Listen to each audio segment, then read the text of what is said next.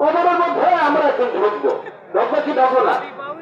আপনি আজকে ঢুকি, আমার কবরে যখন প্রথম সংখ্যা পার হচ্ছে, কোন তারিখ কত মিনিট, আমার এলাকায়, আমার নজরগঞ্জ এলাকার পাশে যে সমস্ত মসজিদ গুলো থাকবে, কার কোন জায়গায় মাটি হবে তো বলা যায় না।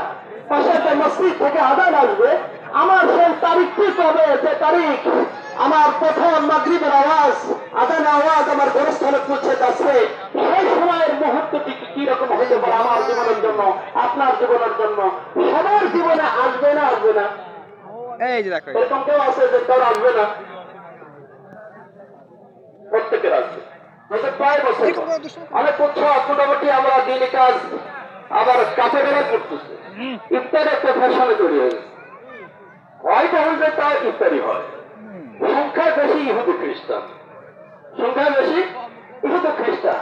এবার হয়েছে অবশ্য, এবার একজন মুসলমানও নয়, ওরা মানবতার কথা বলে, ওরা মানবাধিকারের কথা বলে, পৃথিবীর প্রান্তে প্রান্তে ওদের স্বার্থের জন্য মানবাধিকারের কথা বলে।